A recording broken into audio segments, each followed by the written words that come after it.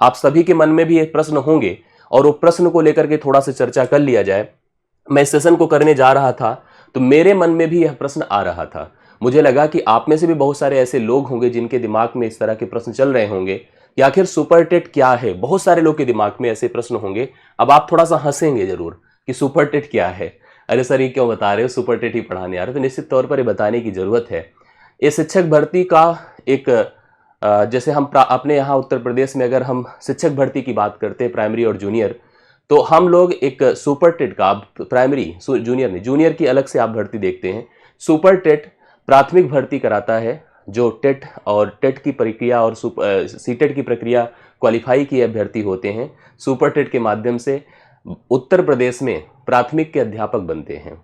उसके लिए योग्यताएं आप सब कन्फर्म है, सब लोगों को क्लियर है, और उस योग्यता के आधार पर आप सुपर टेट अप्लाई करते हैं और सुपर टेट में पार्टिसिपेट करके आप देश के निर्माण में, अपने प्रदेश के निर्माण में एक अच्छा योगदान देते हैं। अध्यापक बन करके अपनी योग्यता के आधार पर नए जनरेशन को क्रिएट करते हैं, उनके अंदर एक शिक्षा मतलब उनके अंदर डेवलप करते हैं। ठीक है, भर्ती आने को लेकर के एक डाउट, जैसे अभी भी बहुत सबके मन में बहुत सारे प्रश्न हैं कि भर्ती आएगी कि नहीं आएगी। मैं पूरे होश खवास से आपको कंफर्म करता हूं कि भर्ती आपको देखने को मिलेगी। अगले 1.5 महीने 2 महीने के अंदर ये सारे प्रोसेस क्लियर हो जाएंगे। आपको इसको लेकर के चिंता नहीं करनी है। इस प्रयास को आप लोग समझ लीजिएगा। भर्ती को लेकर एकदम टेंशन में ना रहिए। परीक्षा को लेकर के समय मिलेगा, इतना मिलेगा कि जितना आपकी तैयारियों में जरूरत पड़ेगा, जितनी आपकी तैयारियों की जरूरत है।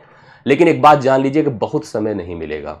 अब बहुत समय नहीं मिलेगा, इसका कई सारा मैं उदाहरण दे सकता हूं आपको। जैसे भले हो, चलिए प्रक्रिया कैसे हुई कैसे नहीं हुई, अभी आपने देखा कि इतने लंबित भर्ती थी उत्तर प्रदेश पुलिस की, जो भी 2019 से रुकी हुई थी। बहुत सारे बच्चे तो ओवर एज हो गए। बाद में 2023 के लास्ट में, उस समय तक जब तक भर्ती नहीं आई थी तब तक किसी को 1% विश्वास नहीं था। अब क्यों होता, इतने दिनों से पेपरबाजी ये वो फला ढमका चल रहा था, किसी को कैसे भरोसा होता। आखिरकार एक सूचना आती है कि फरवरी में पेपर होगा, अभी नोटिफिकेशन नहीं है, उस पर भी लोग को भरोसा नहीं कि फरवरी में पेपर होगा, अभी नोटिफिकेशन नहीं है। अचानक फिर नोटिफिकेशन भी आ जाता है, फरवरी में पेपर भी हो जाता है 2-4 दिन के गैप के बाद। वो अलग बात है कि पेपर कैंसिल हो गया, हालांकि फिर से एग्जाम कल फाइनली डन हो गया। तो इसका मतलब आपको बहुत समय नहीं दिया जाएगा, आपको नोटिफिकेशन दिया जाएगा और बहुत जल्दी ही सारे प्रयासों को पूर्ण करने की बात की जाएगी। आप लगातार बयान देख रहे हैं जिसमें भर्ती को लेकर के प्रयास की बात की जा रही है, और ये दबाव है, प्रेशर है, और ये प्रेशर आपको काम देगा, ये प्रेशर आपके लिए हितकर है, ध्यान दीजिएगा। इसलिए भर्ती को लेकर के और एग्जाम को लेकर के बहुत ही अस्योर रहिए, और एग्जाम को लेकर के मान लीजिए कि हमको कमर कसने की जरूरत है, मेहनत करने की जरूरत है। और बात थोड़ा सा आगे की बात करते पाठ्यक्रम को लेकर के।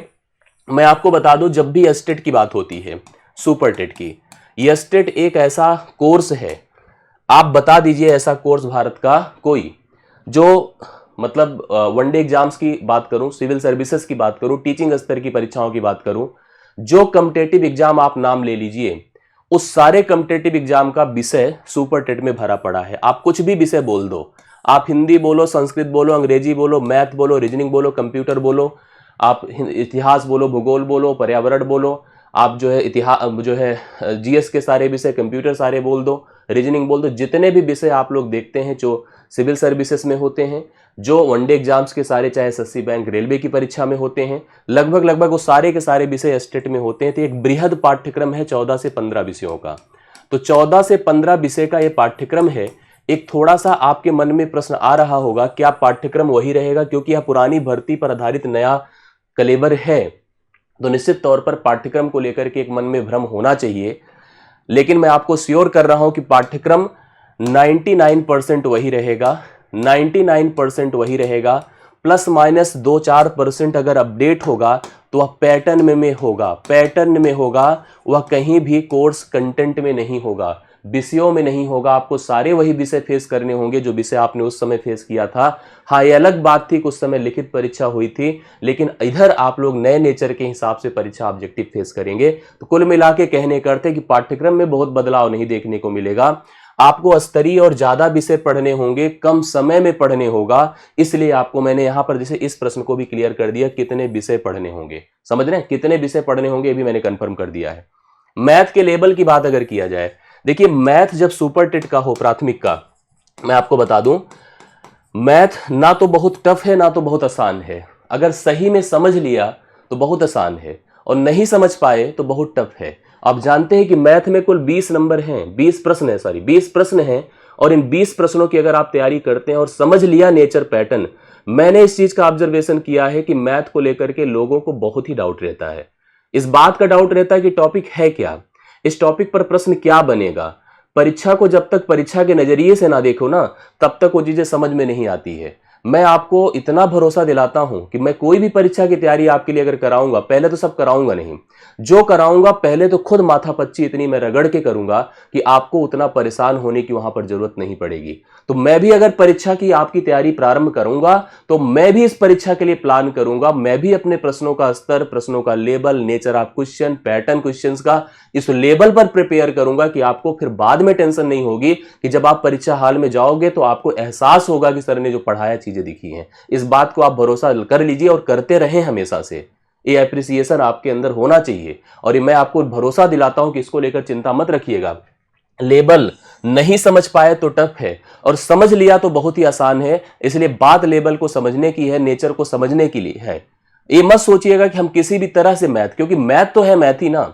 आप अन्य परीक्षाओं के लिए तैयारी करते हैं तो वहां तो मैथ पढ़ते ही पढ़ते हैं, वहां पे भी प्रॉफिट लॉस पढ़ते हैं, वहां भी नंबर सिस्टम पढ़ते हैं, वहां भी भिन्न पढ़ते हैं, वहां भी परसेंटेज पढ़ते हैं, वहां पे भी टाइम एंड वर्क पढ़ते हैं, वहां भी सब कुछ पढ़ते हैं, एडवांस के मैथ सेक्शन पढ़ते हैं। लेकिन वो हम सुपर टिट के लिए पढ़ रहे हैं, ये हमने तय किया कभी?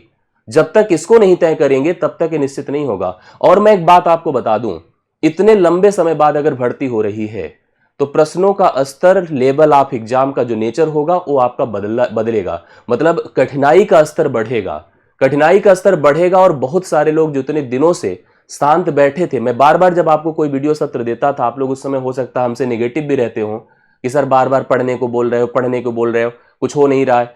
तो मैं बार बार कहता था कि लोग फाइट करेंगे, बाहर के राज्यों से लोग आकर फाइट करेंगे जो लगातार रूटीन वैकेंसी में है। और उत्तर प्रदेश की प्राथमिक की भर्ती ना, अन्य राज्यों की जो टीजीटी और उत्तर माध्यमिक, माध्यमिक की भर्ती छोड़कर लोग आएंगे यहाँ पर उत्तर प्रदेश में जो है प्राथमिक की भर्ती देने, अगर योग्य हैं तो आपको फाइट देंगे। इसलिए उस फाइट से बचने के लिए आपको मेहनत करने की जरूरत थी। मैथ का लेवल ठीक ठाक स्तरीय रहेगा, मैं उस लेवल को क्रिएट करूंगा, आप उसकी चिंता मत करिए। तैयारी कैसे करें? सबसे पहले 2 मिनट का एक स्पॉन्सर समझ लीजिए, या हमारी तरफ से एक जानकारी समझ लीजिए कि हम इस सत्र की शुरुआत करें। आप सभी लोग को बने रहना है, मैं सत्र की प्रॉपर शुरुआत करने चल रहा हूं। मैं आज ही आपको बहुत स्तरीय चीजों को समझा दूंगा, प्रश्नों के नेचर भी प्रीवियस ईयर एग्जाम आधारित समझा दूंगा, कैसे हो रहा है। लेक्चर 1 की भी बात मैं कर दूंगा कि कब से, कल से लेक्चर 1 की शुरुआत कहां से हो जाएगी। पहले दिन की पढ़ाई लिखाई की प्रक्रिया आपको प्रारंभ होती नजर आएगी। लेकिन 2 मिनट का स्पॉन्सर जरूर समझ लीजिए, क्योंकि हम पढ़ाई लिखाई की प्रक्रिया में हैं, हम ऑनलाइन संस्थान हैं, हम आपको कोर्स देते हैं, पेड बैचेस में आपको शामिल करते हैं, डे 1 से आपको सभी विषय 15 विषय पढ़ाते हैं, लगभग 6-7 घंटे की कक्षाएं देते हैं। उसके लिए हम इस टीम के साथ काम करते हैं। ये टीम होती है जो ऑनलाइन और ऑफलाइन दोनों मोड पर आकर आपको पढ़ाती है। स्पॉन्सर समझ लीजिए, या आप इसको एक जरूरी जानकारी संस्थान की तरफ समझ लीजिए।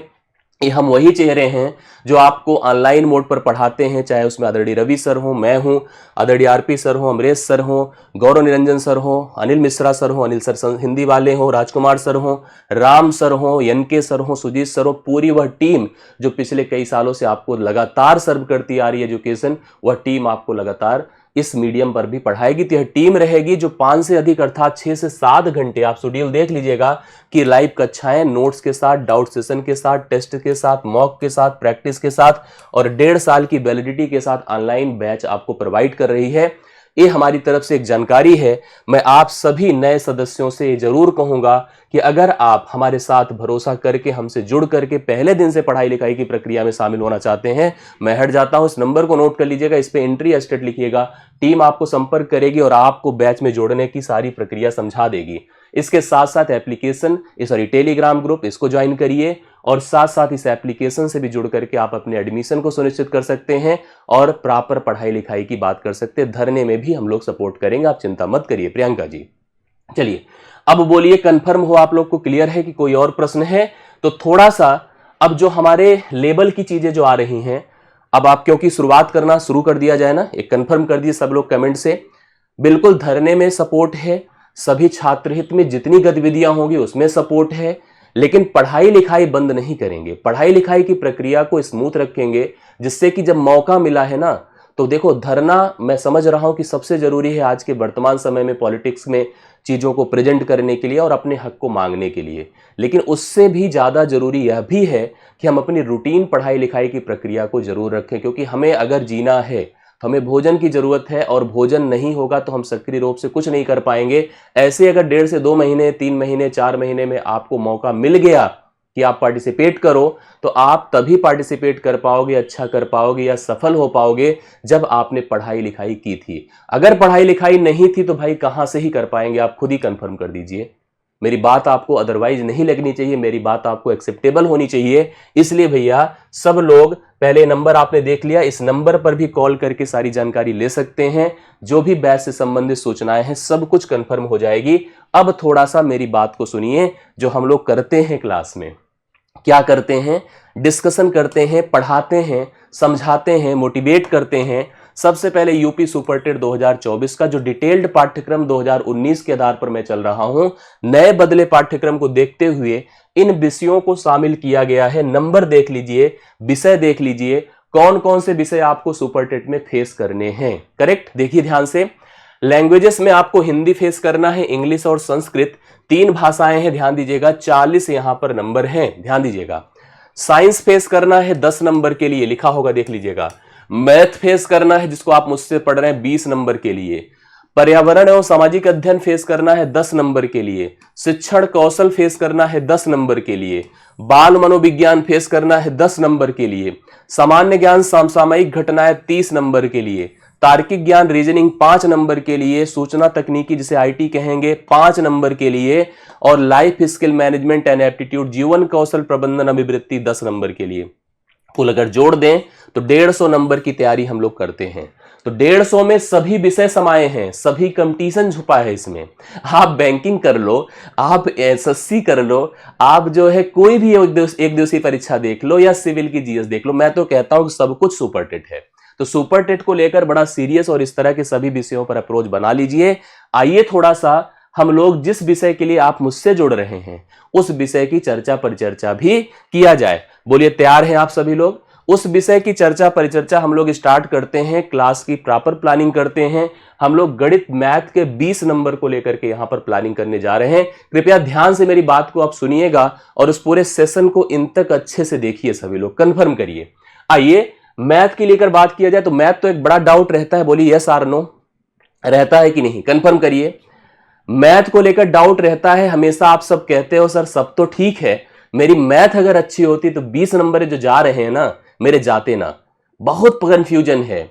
और उसके लिए क्या करना है? उसके लिए आपको पहली चीज तो प्रैक्टिस अभी से नहीं करना है। मेरी बात सुन लेना, मतलब आपको ऑकवर्ड लग रहा होगा कि अभी से आज से प्रैक्टिस नहीं करना है। आज से पहले अपने अंदर एक अप्रोच क्लियर करना है, एक अपने अंदर कॉन्फिडेंस लाना है कि हम मैथ पढ़ लेंगे, शुरू से लेकर अंत तक हर चीज पढ़ लेंगे। इसलिए पहली चीज, आप मैथ को शुरुआत करो, उसके पाठ्यक्रम को समझो। मैं आपको बता रहा हूं कि मैंने जिस लेवल पर कॉम्पिटिटिव एग्जाम की प्रिपरेशन कराई है, सुपरटेट का पाठ्यक्रम सबसे सटीक और सारगर्भित पाठ्यक्रम है। मैथ का इससे बेहतर पाठ्यक्रम नहीं हो सकता है। जिस लेवल को, जिस प्रकार से उसने सिलेबस को डिजाइन किया है, इट्स वेरी गुड सिलेबस। आयोग अगर इस सिलेबस का काम करे ना, इस सिलेबस पर काम करे, तो इससे बेहतर सिलेबस कोई हो नहीं सकता मैथ का। मैं आपको बता दूं, पहला पार्ट, पहला टॉपिक है न्यूमेरिकल एबिलिटी, आंकिक क्षमता जिसे हम लोग कहते हैं। अब सोचिए यहां आपको क्या पढ़ना है। अगर किसी ने तय कर लिया, जैसे अगर कोई भी टॉपिक आप ले लो, वो टॉपिक हम लाइए सिद्ध कर देंगे कि आंकिक क्षमता का भाग है, लेकिन आप क्या सुपरटेट के हिसाब से उसको सेट कर पाए हैं? सबसे इंपॉर्टेंट ये है, कोई भी टीचर कुछ भी पढ़ा सकता है, यहां पर कुछ भी पढ़ा सकता है, उसको आप मना नहीं कर पाओगे। लेकिन तय तो कर लीजिए ना कि इसमें हमको सही में क्या पढ़ना है जो हमारी परीक्षा में हमको फेस करने को मिलेगा। तो क्या पढ़ना है थोड़ा तय कर लीजिए। अगर हमें मैथ जाननी है तो निश्चित तौर पर क्या जाननी है बताइए? मैथ क्यों पढ़ते हैं हम लोग? मैथ को समस्याओं को हल करने के लिए पढ़ते हैं।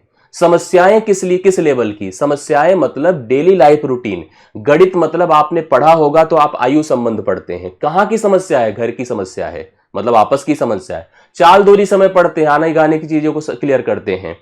टाइम एंड वर्क पढ़ते हैं, कार्य की एफिशिएंसी, कार्य को करने का संपूर्ण कॉन्सेप्ट पढ़ते हैं। मतलब जीवन की सभी समस्याओं को ही डिसाइड करके ही तो मैथ पढ़ते हैं। मैथ के लिए हमें किसकी जरूरत होती? दो चीजों की। एक तो भैया अंक की जरूरत होती है, दूसरा चिन्ह की जरूरत होती है। अंक और चिन्हों की आवश्यकता होती, यही मैथ है, ध्यान दीजिएगा। अंक और चिन्हों की आवश्यकता ही क्या है? मैथ है। अंक मतलब संख्या बनाएगी। अंक क्या बने? जैसे अंग्रेजी में लेटर्स मिलकर शब्द बनाते हैं और शब्दों को ग्रामर से कलेक्ट करते हैं तो वाक्य बनता है। उसी प्रकार से गणित में डिजिट अंकों का उपयोग करके हम संख्या बनाते हैं और संख्याओं के जोड़ घटाने का ही कॉम्बिनेशन ही तो मैथ है। तो हमें इन अंकों के बारे में, जो अंक की बात आप कर रहे हो, इनको जानना समझना, ध्यान दीजिएगा। जैसे यूपी टेट के पाठ्यक्रम में नहीं लिखा होता है, उसी प्रकार से इनको जानना समझना, इनका वर्गीकरण मतलब इनका क्लासिफिकेशन, और इन पर जितनी भी ऑपरेशनल एक्टिविटीज हैं, जितनी भी गणनाएं हैं, वो सब कुछ हमें मैथ्स के अंतर्गत पढ़नी है। मतलब इसको डिसाइड करना बहुत ही अपने लेवल पे एक चैलेंज है। मैंने अपने पाठ्यक्रम में इसको डिजाइन किया है। मैं यहां पर आंकिक क्षमता के अंतर्गत आपको अंकों से हैबिचुअल करा दूंगा, अंकों से रूबरू करा दूंगा, अंकों से आपकी पहचान करा दूंगा। आप अंकों को समझ जाएंगे, क्या होते हैं, किस पर्पज के लिए होते हैं, क्यों होते हैं, क्या करते हैं, कैसे कैसे इनका उपयोग किया जाता है, कहां कहां इनका उपयोग है और हमें कैसे नंबर दे देंगे। सबसे मुख्य यही है कि सब कुछ पढ़ लो, लेकिन तय जरूर कर लीजिए कि हमें नंबर कैसे दे देंगे, हमें ये अंक कैसे देंगे, यही हमारे लिए जरूरी है। और मैं आपको श्योर कर रहा हूं कि आंकिक क्षमता से 2 से 3 प्रश्न आपकी परीक्षा कनेक्ट करेगी। अब आंकिक क्षमता के होते होते मुझे इधर जाने की जरूरत नहीं पड़ेगी, क्योंकि मैं कवर कर लूंगा वहां से। आंकिक क्षमता से ही मैं कवर कर लूंगा गणना को भी। तो इसलिए गणना के लिए अलग से हमें काम नहीं करना है। गणना में हम जान चुके हैं कि हमें करना क्या है। जो संक्रियाएं, जो मैथमेटिकल एक्शंस परफॉर्म करने हैं, वो क्या है बताओ? बेसिक ऑपरेटर्स मतलब जोड़ना है, बेसिक ऑपरेटर मतलब घटाना है, मल्टीप्लिकेशन है, ठीक है, डिवीजन है, इसके साथ कंपैरिजन है, तुलना है, स्क्वायर है, वर्ग है, वर्गमूल है, घन है, ठीक है, घन है, घनमूल है, ठीक है, घन है, घनमूल है, सरलीकरण है, सरलीकरण में भी बॉडमास है, ठीक, बॉडमास है, अलजेब्रा है, बेसिक अलजेब्रा है, और साथ साथ यहां पर घातांक करड़ी है, घातांक करड़ी है। ये बहुत बड़ा पैटर्न होता है। अगर इसको सही से डिजाइन कर लीजिए अपने सुपर टेट के पाठ्यक्रम के हिसाब से, तो इससे बेहतर डिजाइनिंग हो नहीं सकती है, मैं आपको श्योर कर रहा हूं। इसलिए मैं आपको वादा करता हूं कि आप लोग इसको लेकर चिंता मत करिएगा।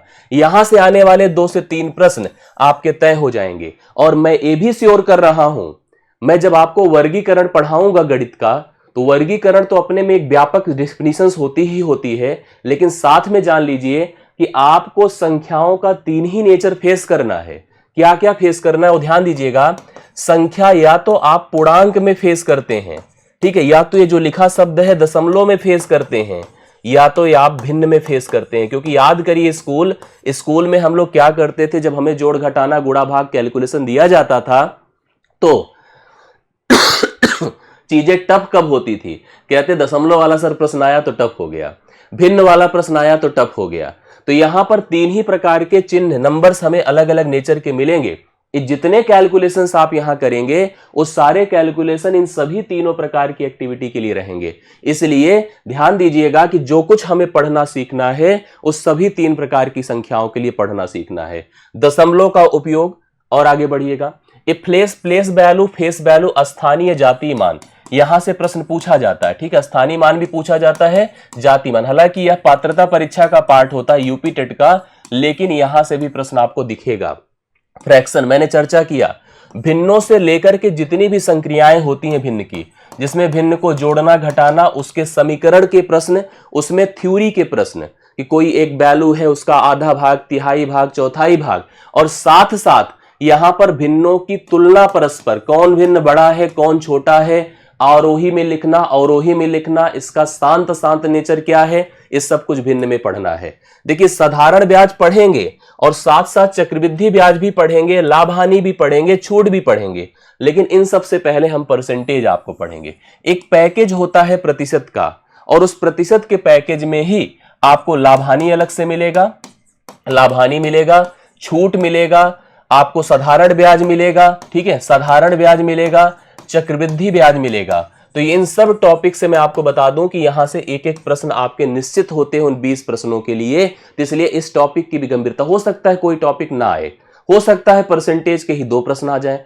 हो सकता है डिस्काउंट ना पूछे लाभ हानि से प्रश्न आ जाए। तो इसलिए यहां पर जरूरी है कि आप परसेंटेज को डिटेल से पढ़िए। डिविजिबिलिटी वहीं संक्रिया जब पढ़ते समय हम लोग डिस्कस करेंगे, जब हम आपको न्यूमेरिकल एबिलिटी पढ़ाएंगे उसी समय हम डिविजिबिलिटी बता देंगे, उसी समय हम फैक्टर्स बता देंगे, गुणनखंड बता देंगे, इवन रिमाइंडर बता देंगे, यूनिट बता देंगे, उसी समय हम उन सारे टॉपिक को कवर कर दें जो जरूरत हो की चीजें हैं। एक एक नियम, यूनिटरी मेथड ए भी यूपी टेट के पाठ्यक्रम से कनेक्ट करता है, लेकिन ध्यान दीजिएगा एक एक नियम जनरल ऐसे कोई स्पेसिफिक टॉपिक नहीं पढ़ाया जाता है, उपयोग किया जाता है और उपयोग होगा इसका, करेक्ट है। सामान्य बीज गणित मतलब बेसिक अलजेब्रा तो हम लोग को देखना है, जिसमें सभी प्रकार के जो फार्मूले होते हैं जो अलजेब्रा से संबंधित होते हैं, जहां पर a प्लस बी के होल स्क्वायर से लेकर a cube plus B cube तक मतलब स्क्वायरिंग और क्यूबिक के जितने भी लगभग 25 फार्मूले 30 फार्मूले हैं, उन सब का बेसिक उपयोग आपको इसके अंतर्गत देखना है। एवरेज का एक टॉपिक अभी मैं आपको दिखाता हूं कि एवरेज नंबर सिस्टम से होते होते खुद में भी एक टॉपिक आपका बनकर आता है, करेक्ट है। अब कुछ एडवांस के पार्ट है, लेकिन एडवांस से पहले देखिए अर्थमेटिक का एक पार्ट है, अनुपात और समानुपात। अब अनुपात समानुपात अगर पूछेगा, मैं श्योर कर रहा हूं आपको एज का प्रश्न भी दिखेगा, आपको पार्टनरशिप साझेदारी का भी प्रश्न दिखेगा। तो इसलिए इसको ध्यान में रखने की जरूरत है, इसको डिजाइन करने की जरूरत है कि अनुपात समानुपात केवल पढ़ ले जो आयोग ने लिखा वही कंफर्म नहीं होता है, हमें एज भी पढ़ना है, आयु संबंध भी सीखना है और साझेदारी पार्टनरशिप के भी प्रश्नों को अच्छे से करना है। तो इसलिए इस पर भी आपको ध्यान देने की जरूरत है, करेक्ट है ना। एडवांस में देखिए ए आइडेंटिटीज मैंने कंफर्म कर दिया, 2D पढ़ना है आपको, 3D पढ़ना है, थोड़ा ज्योमेट्री भी पढ़नी है आपको, ध्यान दीजिएगा, भले मेंशन नहीं है लेकिन ज्योमेट्री भी पढ़ना है। और ध्यान दीजिएगा सामान्य ज्यामिति आपको लिखा भी है, देखिए मैंने ज्योमेट्री मेंशन कर दिया। अब ज्योमेट्री जब पढ़ेंगे तो ज्योमेट्री एकदम शुरू से पढ़ेंगे और उसमें लाइन एंगल पढ़ना है, हम लोगों को लाइन एंगल पढ़ना है, हमको ट्रायंगल पढ़ना है, हमें सर्कल पढ़ना है। सबसे प्रश्न आपको देखते हैं, मतलब आपको त्रिभुज के अंदर वृत्त देखना है, त्रिभुज के बाहर वृत्त देखना है, ट्रेपीजियम देखना है, सभी प्रकार के चतुर्भुज देखने हैं, पॉलीगन समझना है, वो सब कुछ ज्यामिति का जो हिस्सा है उसको पढ़ना। सांख्यिकी से 2 प्रश्न आपको देखने को मिल जाता है, 2D से प्रश्न मिल जाता है, 3D से प्रश्न मिल जाता है, कुल मिला के इतना। कुछ एक्स्ट्रा टॉपिक भी मैं प्रेजेंट आपके सामने कर देता हूं जहां से प्रश्न आ जाता है, जैसे वेन डायग्राम से प्रश्न मिल जाएगा, ठीक है, सेट थ्योरी से प्रश्न मिल जाएगा, सेट थ्योरी से प्रश्न मिल जाएगा, कुछ हो सकता है आपको कॉम्प्लेक्स नंबर से प्रश्न मिल जाए, कॉम्प्लेक्स नंबर से प्रश्न मिल जाए, प्रोबेबिलिटी से प्रश्न मिल जाए। देखिए अभी पुलिस का एग्जाम तक कोई पाठ्यक्रम में नहीं था लेकिन प्रोबेबिलिटी से प्रश्न मिला था। ऐसे कुछ विविध टॉपिक होते हैं जिनको पाठ्यक्रम डिसाइड नहीं करता है, जिनको हम लोग डिसाइड करते हैं।